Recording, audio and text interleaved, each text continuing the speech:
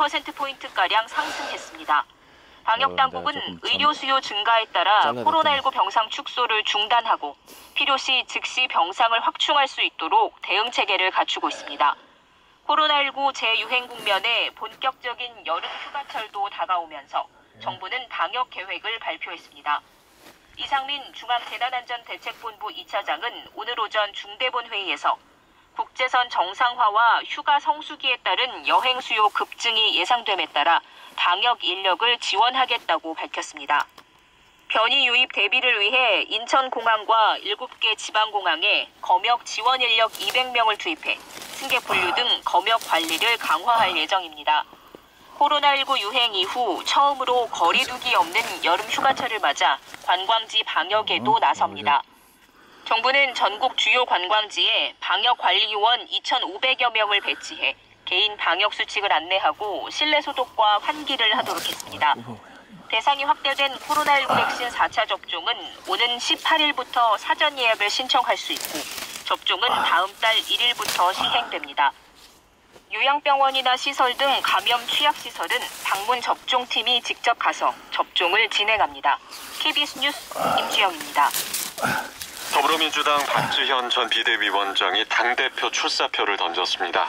출마 자격이 없다는 당의 판단에도 경선 참여를 선언한 건데 이재명 의원도 모레 당대표 출마를 공식 선언할 예정입니다.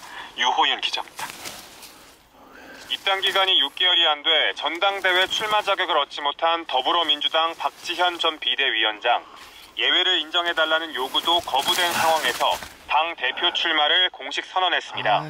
박 전 위원장은 민주당이 위선과 내로남불의 강을 건너지 못하고 당을 망친 강성 팬덤과 작별할 준비도 하지 않고 있다며 썩은 곳은 도려내고 구멍난 곳은 메우겠다고 말했습니다.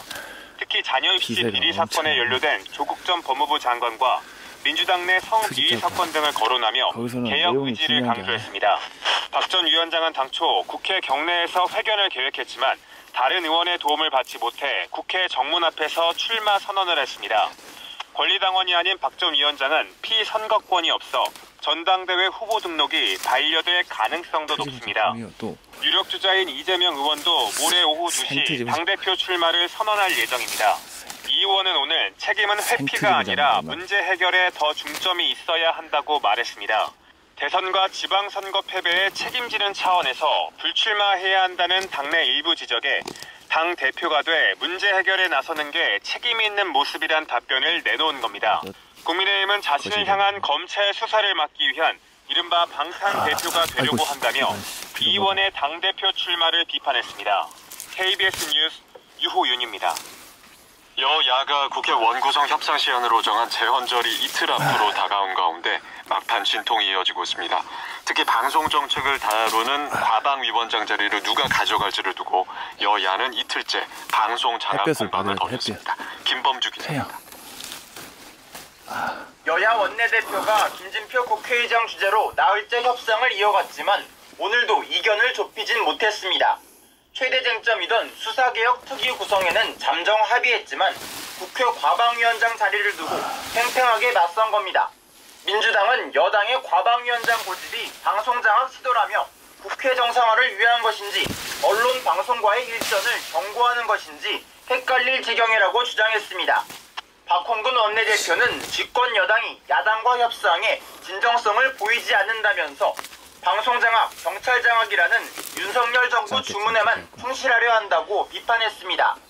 반면 국민의힘은 문재인 정부 당시 편파 보도를 방치한 건 오히려 민주당 아니었느냐며 정권이 바뀌었다고 방송장악을 언급하는 건 양심불량이라고 했습니다. 권성동 대표 대행은 특히 KBS와 MBC 등 공영방송을 민주노총 산하 언론노조가 장악하고 있다는 주장을 이틀째 이어갔고 박성중 의원은 북한 사람이 오면 귀순도 아니고 여행 아니냐는 탈북민 조롱방송을 했다며 MBC 박성재 사장의 사죄와 사퇴를 요구하기도 했습니다.